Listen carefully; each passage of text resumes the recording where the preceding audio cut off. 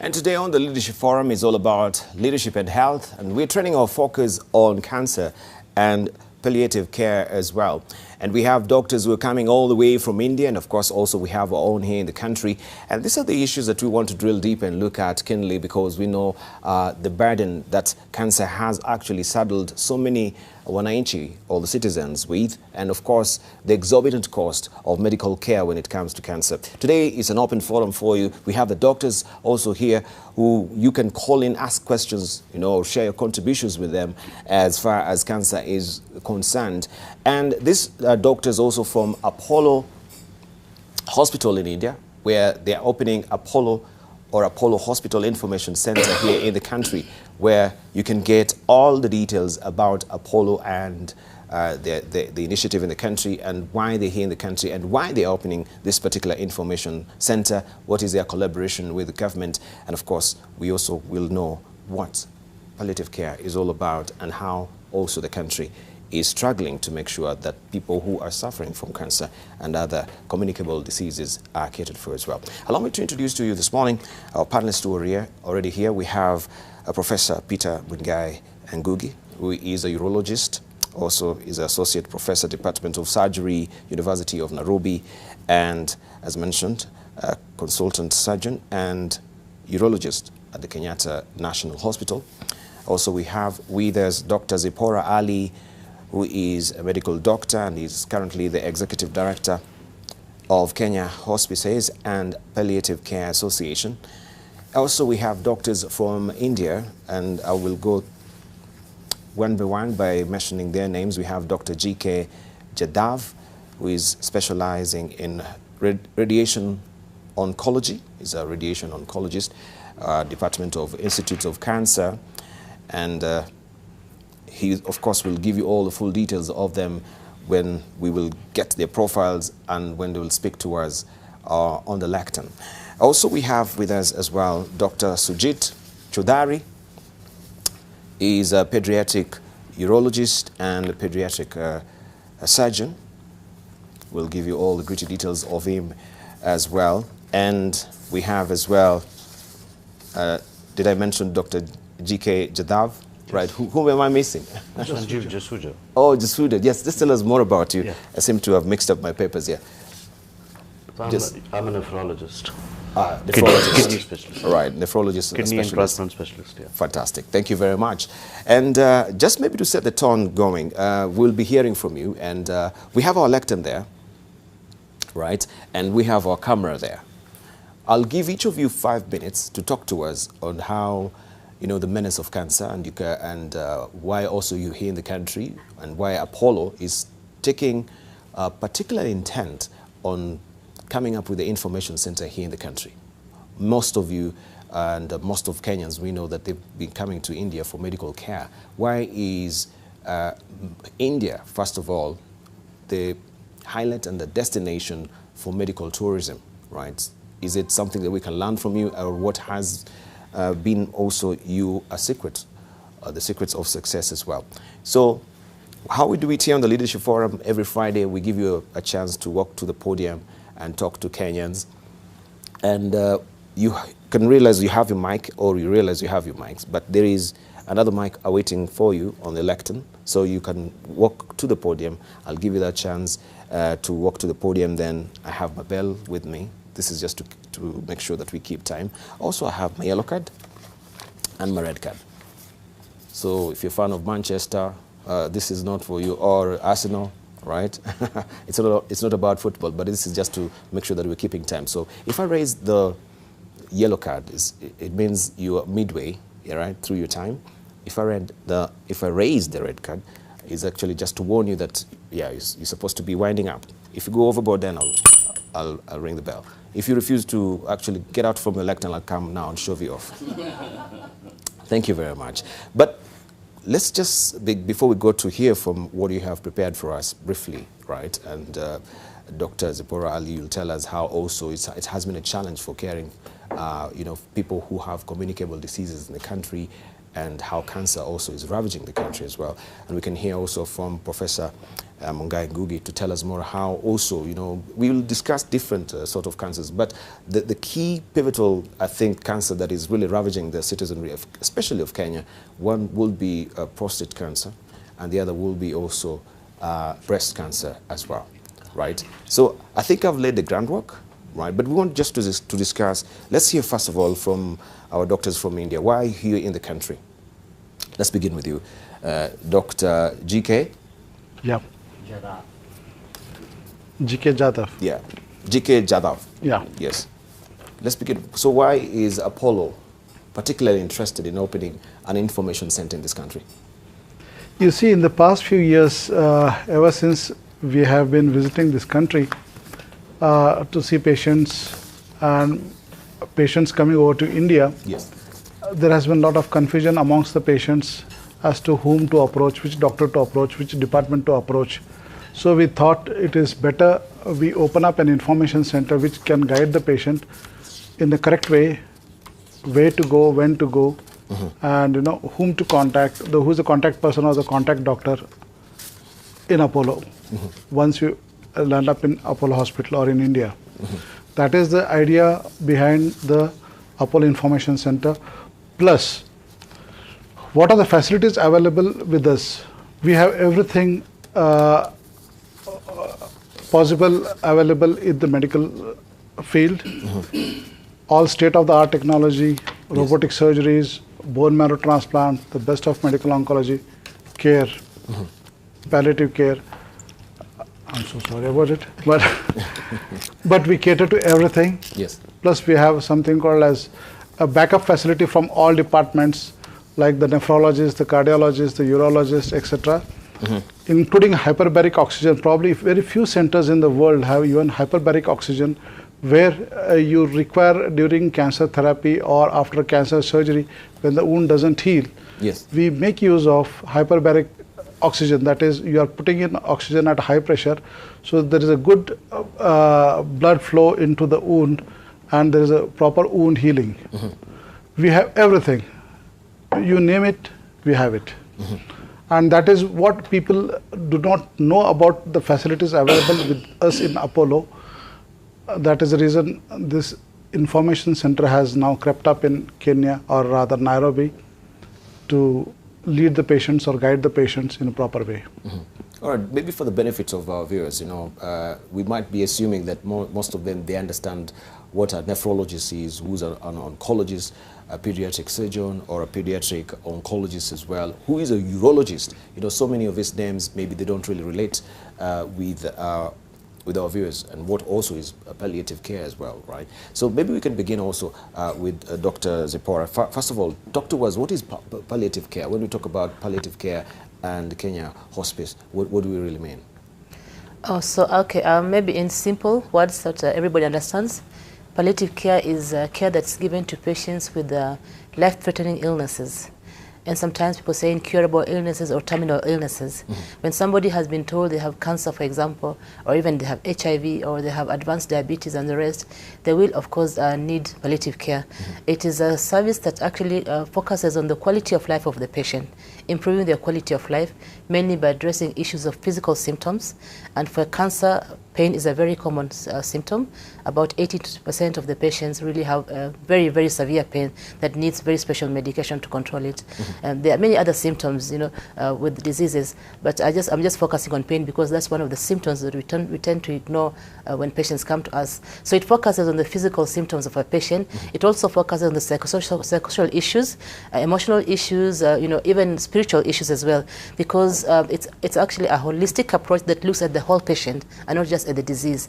It looks at the comfort of the patient and also of the family members of the patient, because if you have a patient who has got cancer in the family, even the family is very devastated.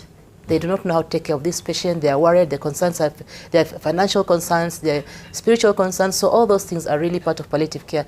And if a patient were to die, it also extends into bereavement services for the family members.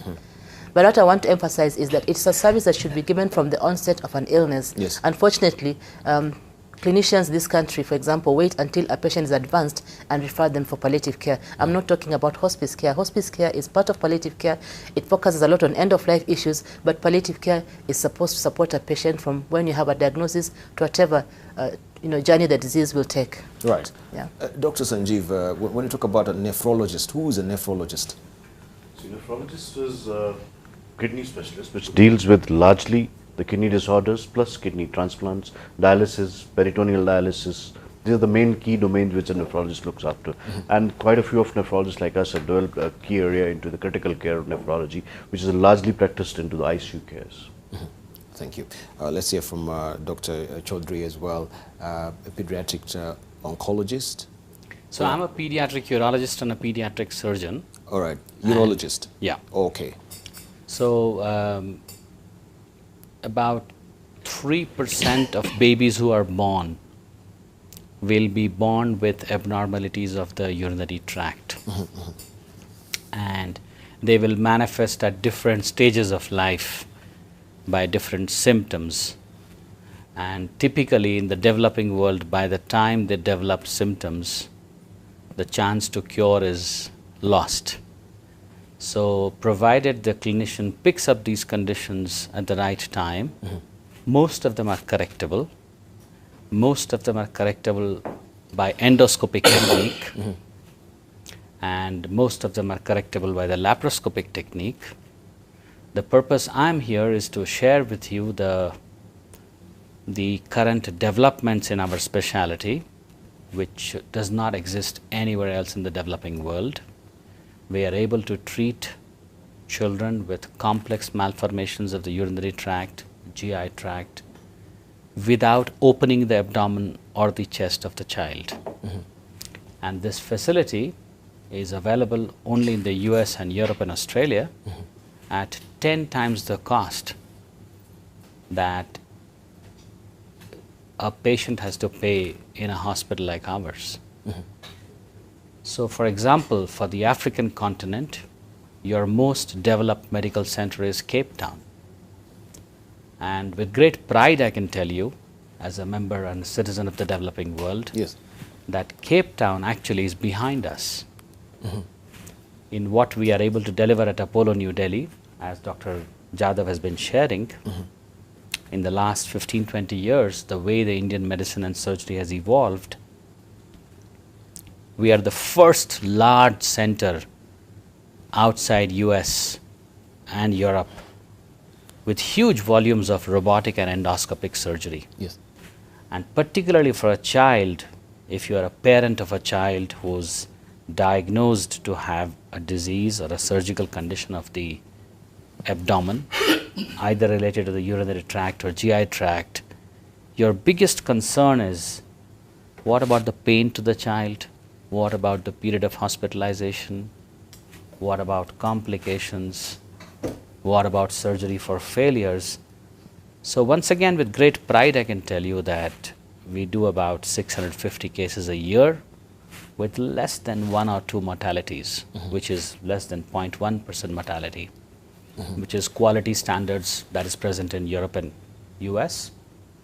So we have come to share what we do and how it relates to the Kenyan patients. All right. And of course, we can learn experience sharing from you as well.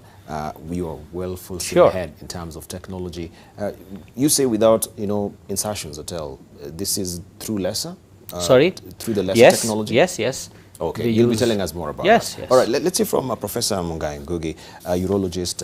He's a pediatrician urologist and urologist. What is the difference? Of course, this is for the children. Urology is the science of dealing with the parts of the body that relate to production of urine, transmission of urine, and the exit of urine. For the male system, it also deals with areas of fertility. So it is that which allows urine to be delivered from when it is formed. So the nephrologist deals with urine up to when it is produced. And the urologist deals with the delivery of urine to the outside. And so he carries the baton and we pick it up from the... Yes. It's finally produced. See, there's a difference. There's a production area, which is with the nephrologist, and then there's a drainage area, which is with the urologist. Yes. All right. So the drainage area is where you pick up from. That's where we pick up from, because once it's produced, it must get to the outside world. And so it deals with also the pediatric urologists will deal with those areas that relate to the urinary tract, particularly in relation to malformations, like my colleague has talked about. A lot of children will be born with malformations, so they deal with that. As adults, we deal with those issues that develop in adults as they are, mainly related to how the urinary tract is drained. Yeah. Fantastic. Now we want to also drill deeper and look at the menace of cancer, just to pick up on one particular issue that is really ravaging, and I know maybe we can also learn experientially from India, because the cancer-related cases that we have in the country and India, medical studies shows that a lot of Indians don't really have, or they're not really ravaged by cancer. Could it be the case of a dietary regime that they have that we do not have, or what could be the difference? Because they say a lot of medical researchers also say that basically the fact that you use a lot of spices and turmeric is one dominant part of your diet as well, and it has got that medicinal value that's sort of fend off those carcinogenic cells.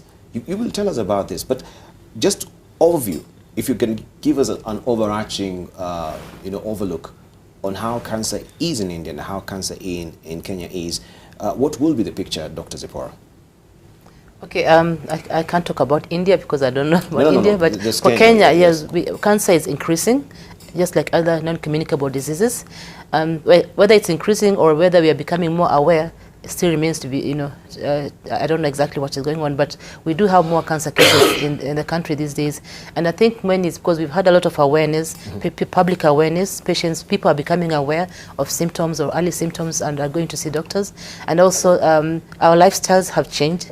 I think we used to have a lot of physical activity, we ate a lot of vegetables before, a lot of natural foods, but now, especially in the urban areas, people are eating a lot of processed foods. That is also a risk factor. And of course, lifestyles that include things like smoking and taking excessive alcohol are also things that are impacting on the cases, the incidence of cancer these days. So there are a lot of factors that are really part of what is making cancer more common in the country, whether it's childhood cancer. Well, childhood cancer are not related to lifestyles mostly, but adult cancers are related to lifestyles. So we have increasing numbers of cancer patients, diabetes, hypertension, other diseases as well. So it's lifestyle plus, of course, the genetic part of it is there, but I think a lot of our current lifestyles are really impacting on our health.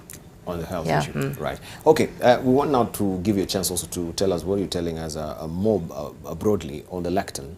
And I think we'll begin with you, Professor Mungai Ngugi. Yes. You have the lectin there, so you have your mic as well. Right. So you'll just remove your mic and put it at the back of your seat as you walk over to the lectin. And you have your camera, that is camera 3. You'll be speaking to that camera, addressing the nation for 5 minutes. Yeah, sure. You can pass through here.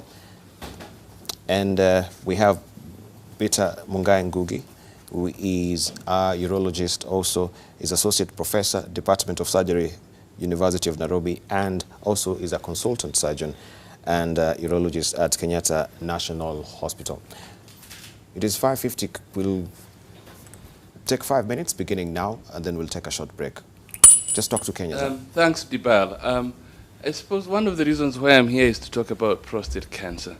And prostate cancer is a very common illness in this country. Prostate cancer affects that part of the drainage of the urinary tract that is below the bladder, through which the urethra passes. Prostate cancer is a very common disease worldwide, but particularly common amongst people of black extraction. Amongst Africans, black has the highest incidence. This has been shown world over. In Kenya in particular, prostate cancer will affect 1 in about 10 men in their lifetime. And the problem is not in affecting so many, but how it presents in this country. 78% of Kenyans will present with metastatic prostate cancer. The metastatic prostate cancer is disease which has already spread beyond the confines of the prostate. This means that this cancer can only be mitigated against, can only be treated, but you cannot cure this cancer. Once cancer has spread out of the prostate, like any other cancer, once it has spread out of the organ, the cancer will ultimately kill the person who harbors this cancer. For that reason, once diagnosed with prostate cancer, you are likely to die from that prostate cancer. The rest of the world, the developed world, treats early prostate cancer. And I suppose my colleagues from Apollo would be probably more familiar with treating the early prostate cancer. The early prostate cancer is disease that you see before it has clinically manifest. And at that time, when you have disease which has not clinically manifest, you can get rid of it by various ways. You can get rid of it by surgery, complete extirpation of the same. With improvement in care of patients today, we have treatment options like brachytherapy, where you're actually going to implant seeds of radioactive material onto the cancer, a targeted cancer. This has only been recently introduced in Kenya, probably about 2 months ago, where you can actually get rid of the cancer without having to cut the patient and go and look for it. Once that is gone, you can also give targeted radiotherapy from the outside, and that too can cure patients. But you can also, science has shown that surgery is one of the best ways of getting rid of prostate cancer. You can, once you have diagnosed it, remove the entire prostate, and this patient will die, like we all will, but not from prostate cancer. This has been one of the problems in this country, in that we are not able to access patients when they have early prostate cancer. The majority, like I said, 78% of them will present late. Even when they present with locally advanced prostate cancer, not everyone is able to access the treatment that is required for this. So a lot of the patients end up not getting treatment at that point. And they present at late stages of the prostate cancer, when now it has metastasized all over the body and when life is short. For instance, we know if the disease reaches bone, your life expectancy will be below 5 years. This was discovered 20 years ago. So the majority of our patients with prostate cancer will die within 5 years. And this is because they were not able to access care. The care that should be given is one of being able to tell that people have prostate cancer. Our men are not used to going to hospitals. Our men typically go to hospital the time when they have a symptom, and usually 1 to 2 years after their symptoms started. So by this time, the disease has spread, and the treatment you'll give will give them the treatment, yes, but the treatment is not as good as what they would have gotten 2 to 3 years before. So what should we and Kenya do? Kenyans should strive to present to clinicians when they have any symptoms, particularly the symptoms that relate to the urinary tract, particularly that relates to the flow of urine. When you find that the flow of urine has changed, you should. But even better for those who really want to take care of themselves is doing the test called the PSA. If you do a PSA between the ages of 45 and 54 years, you don't have to do it annually. Now it has been shown. You just need to do once between the ages of 45 and 54 years. And if you have a raised PSA, we look for prostate cancer and we can be able to take care of it. If you don't have a PSA within that period, you'll probably present to us with symptoms, and then if you have symptoms, you will most probably die from that prostate cancer. We must be careful and we must go for treatment when required. Thank you. Thank you. Thank you, Professor Mungai Ngugi there. And of course, it's very, very important that you seek medical attention early. And of course, you have also a full body checkup regularly so that you don't get surprised by this maybe benign or also some terminal illness like cancer that you'll find maybe has actually degenerated into the late stages. And we have Dr. G.K. Jadhav from India, who is a radiation oncologist, Department of Institute of Cancer. Of course, this is from Indra Prastha Apollo Hospital, New Delhi. He is an MBBS, MD, DMRT, DNB, MNMS, and of course, he's a fellowship. The fellowships and membership, you can also see them they put there for you, UICC Fellowship, Commonwealth Fellowship to UK, and the list goes on, and is here to talk to us on cancer and palliative care, and of course to give us an experience from India as well. You have 5 minutes beginning now. Thank you, Devil. Good morning, viewers. Today I'm here to speak briefly on what is the importance of cancer screening particularly, because of the 3 areas in cancer. We have cancer screening, cancer diagnosis, and cancer treatment. Now, the most important part that separates developed countries from the developing countries is the screening portion. Most of the developed countries go for what is called as a screening program, which is annual checkups, both in males and females. This detects cancers in early stages, where these patients are caught in a very early stage, and these are in almost a curable stage of life. These are 100% curable, you can say. Earlier, the better. The annual checkups for males and females, like males, you have a PSA plus a full body checkup, including of a chest X-ray and ultrasound abdomen and a blood profile. Similarly, in females, you have a blood profile, you have ultrasound abdomen, pap smears, and bilateral mammography. Plus, if you have any symptoms like a lump or a pain or anything, you can always tell the doctor when you come for the screening, so that more focus is given to that area during the screening period.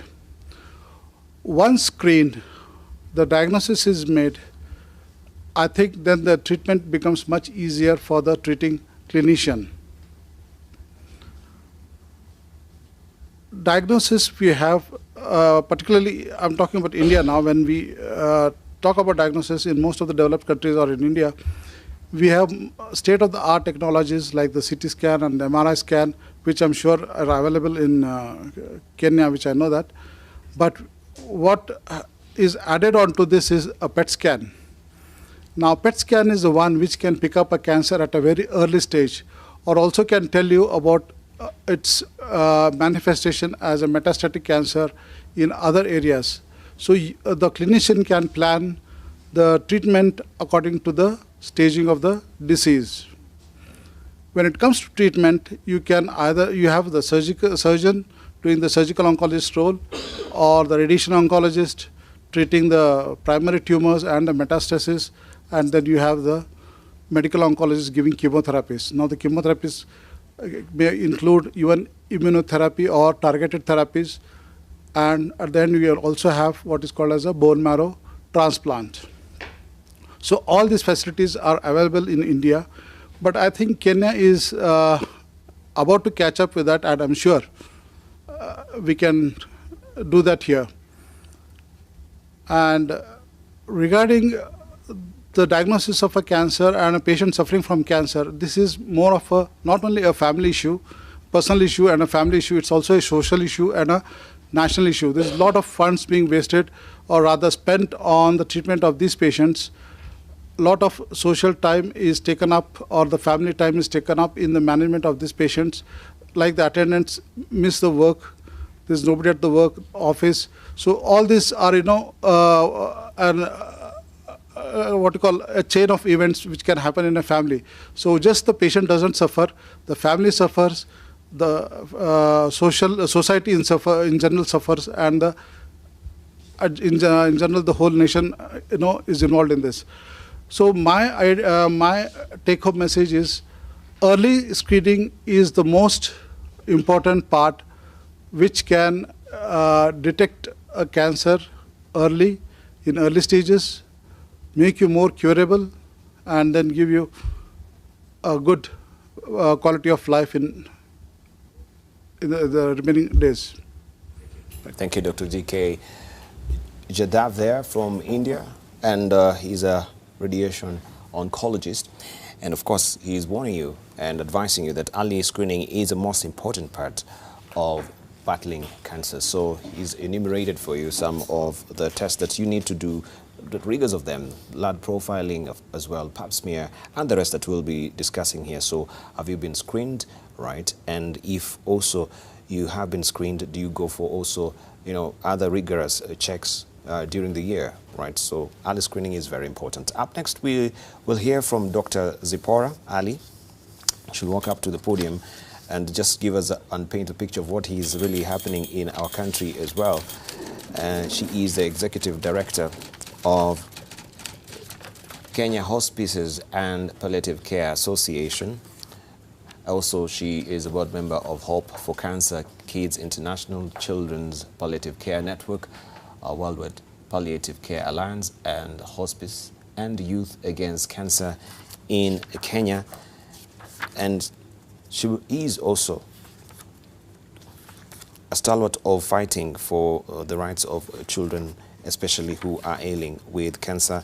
And she's involved in advocacy and creating awareness on pain relief and palliative care in Kenya for children and adults.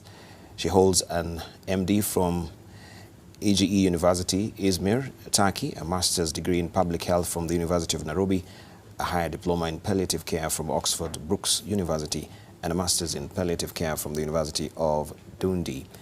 And she has completed also the International Pain Policy Fellow Program with the International Pain Policy Studies Group. Dr. Zipporah, you have 5 minutes, beginning now. Thank you very much. Good morning, viewers. As you've been told, actually, I work in the field of palliative care. I work with the Kenya Hospices and Palliative Care Association, which is the umbrella body for hospice and palliative care in the country. And earlier on, I explained what palliative care is, and I'll try to again talk about palliative care, because I think a lot of times we have a very big misconception on what palliative care is. WHO defines palliative care as a service that is given to people with life-threatening illnesses, including cancer, that usually we talk about life-threatening or sometimes life-limiting and sometimes terminal illness, because people do die, as professors say, that sometimes we get to the doctor when it's very late. So palliative care focuses on the quality of life, on improving the quality of life of the patients, and it goes beyond the quality of life of the patient and also focuses on the patient's family, because cancer, like I said earlier on, is very devastating. Any chronic illness is actually devastating in a family, psychologically, emotionally, spiritually, and financially. So we address all these issues in a patient. And maybe if I just emphasize, for example, prostate cancer, and it is now a topic of this morning, patients with prostate cancer will come with advanced disease in this country, and they'll have a lot of pain, mostly bone pain, because that's the most common complication of cancer that are spread. So this pain has to be treated. And if you don't have special knowledge and skills in treating this pain, you might not be able to alleviate the patient's pain, which means they live in a very miserable way with pain and suffering. They might come with issues, for example, for weight loss, anemia, and even just fatigue is very, very common with prostate cancer patients. So we address this kind of symptoms. But apart from that, what does a cancer diagnosis do to a patient?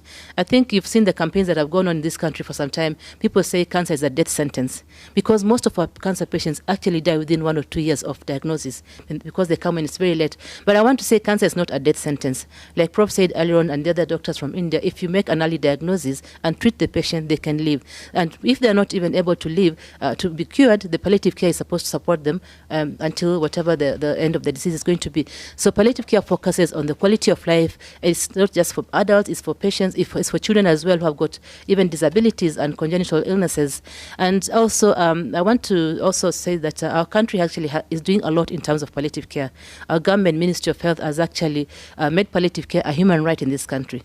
Our patient charter talks about Kenyans' access to preventive, promotive, curative, rehabilitative, reproductive, and palliative care services. Although I think they need to include mental care as well, mental health as well. So it is now a right in this country to demand for your palliative care services, for pain relief, for counseling, for spiritual care. And I want to also say that palliative care cannot be given by one person. It's a team effort. The doctors, the nurses, the pharmacists, the social workers, the chaplain, the caregivers, the family are all part of this service. So it is important that we actually have palliative care integrated in our healthcare system. We've been working with the public hospitals to integrate palliative care in the public hospitals. We have, I think, about 30 county hospitals that are doing very well. And our focus in the next 2 years to reach those hard-to-reach areas, for example, in the northeastern Kenya, where there's no palliative care at all, to be able to have access to palliative care for those patients in those countries. And again, of course, in palliative care, we talk about access to pain management. And this means use of opioids. drugs like morphine or medicines, let me not say drugs, medicines like morphine that control pain. And I also want to say that in terms of morphine availability in this country, there has been a lot that has been going on. The Ministry of Health is actually now providing the morphine for public hospitals, which is something that's very new, that was not there before. And so we are really focusing on advocacy, on awareness, and increasing access to services, palliative care services at all healthcare levels, systems, whether it's public, mission, private. Actually, they should put palliative care into their systems. And in our National Cancer Control Strategy, it's actually one of the strategies that palliative care should be available to every patient who needs it. Thank you. Ali, who is the Executive Director of Kenya Hospices and Palliative Care. Right, we shall hear also from Dr. Sanjeev Jasuja. He's a nephrologist, and if you joined us or you started with us at the top of the hour, also he defined who a nephrologist is. He'll walk to the podium right now. He also is from the Apollos or the Apollo Hospitals from New Delhi, and he is a member also of Indian Society of Nephrology, Indian Society of Organ Transplant, Indian Society of Critical Care, Indian Society of Clinical Research, International Society of Nephrology, also European Dialysis and Transplant Society. You have 5 minutes, Dr. Jasuja, beginning now. Thank you. Good morning to Kenyans. Before I start my talk, 1 minute, I'll just give you the update details that why we are in today, particularly in Nairobi. We are setting up an Apollo Information Center, which is going to be somewhere in the heart of your city, and that will be giving the information to the entire of the Kenyan population pertaining to the health disorders where they're seeking some kind of assistance from healthcare in India. Now, why it is needed in your country and with this kind of arrangement, why we had come up with, for last 2.5 decades, we've been serving to our neighboring countries in terms of healthcare.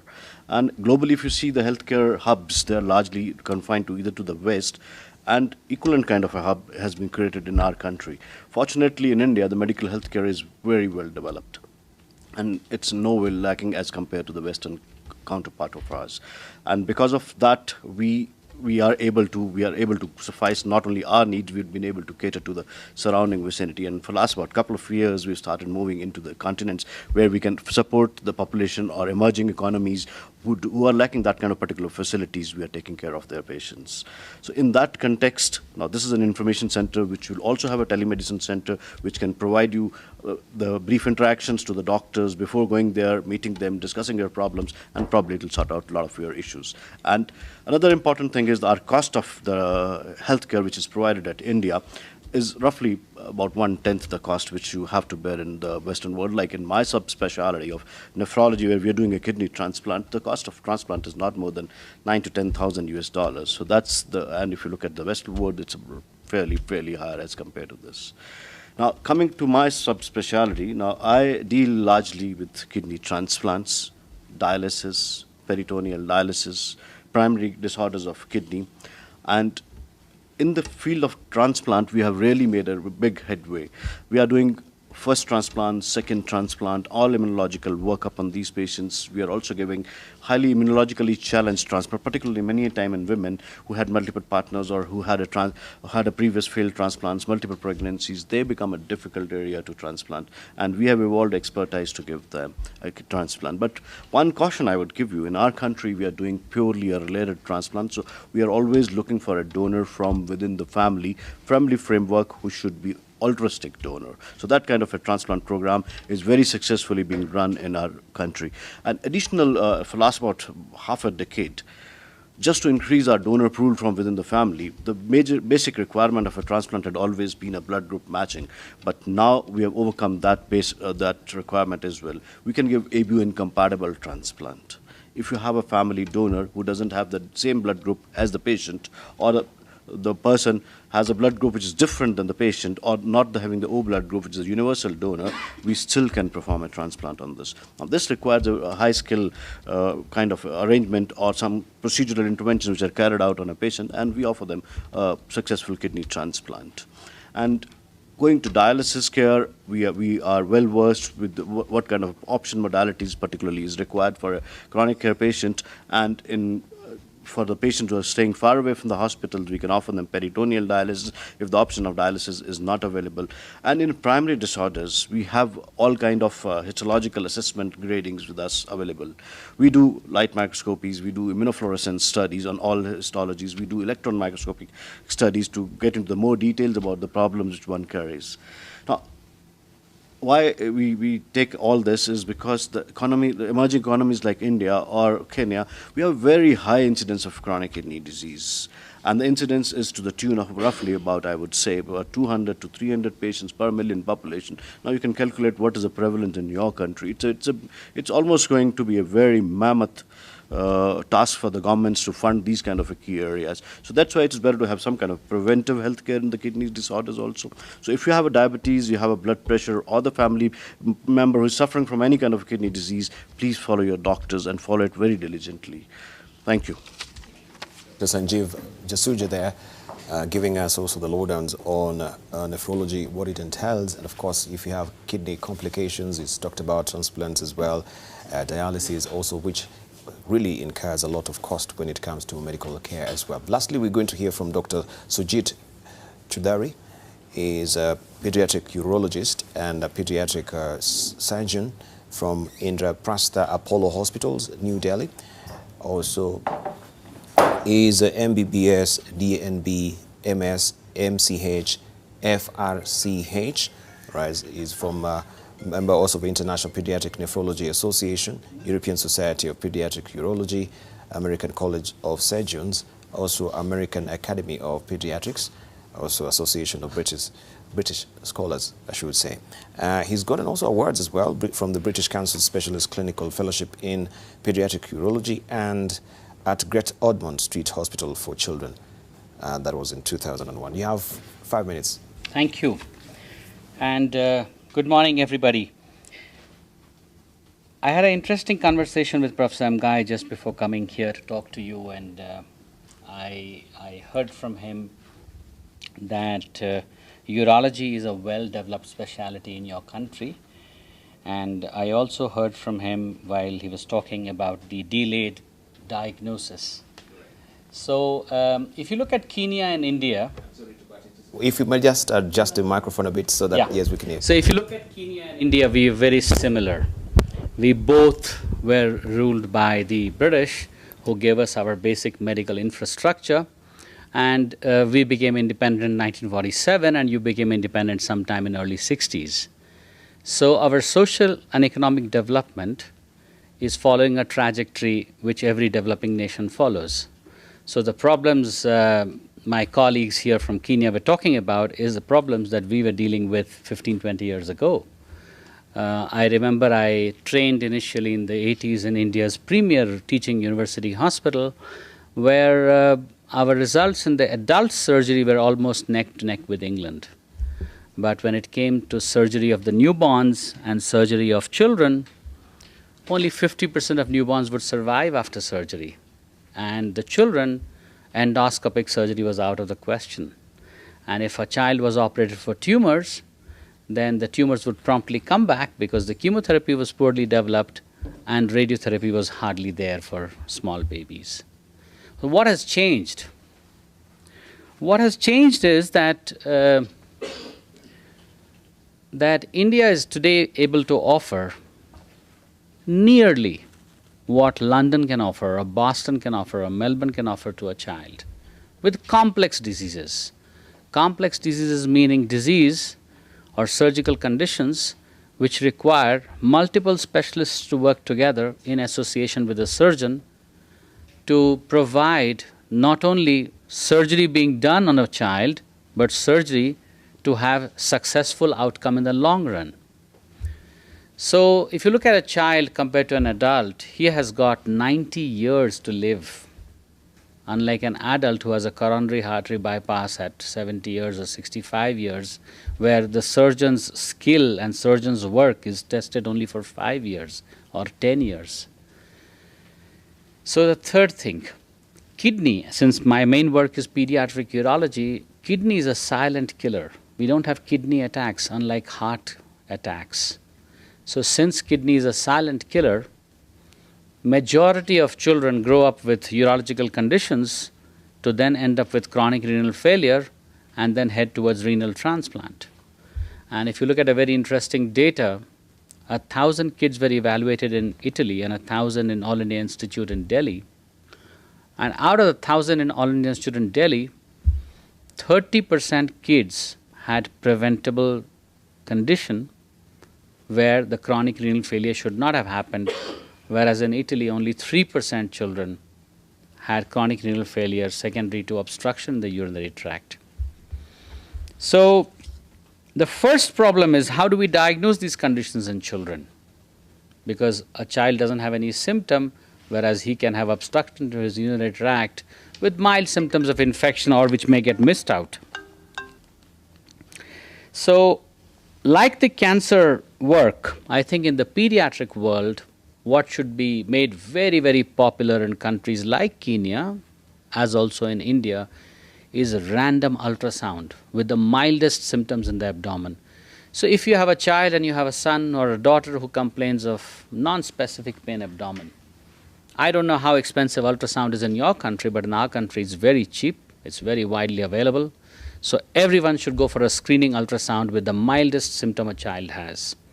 And whenever a child has fever, he should go for urine routine examination and culture to detect if there's infection. And a combination of basic ultrasound and urine routine examination should detect whether you have any serious condition in the abdomen. Then comes the question of consultation. That is where the role of Apollo Information Center comes. You have very well-trained urologists and pediatric surgeons in Nairobi. I've met some of them.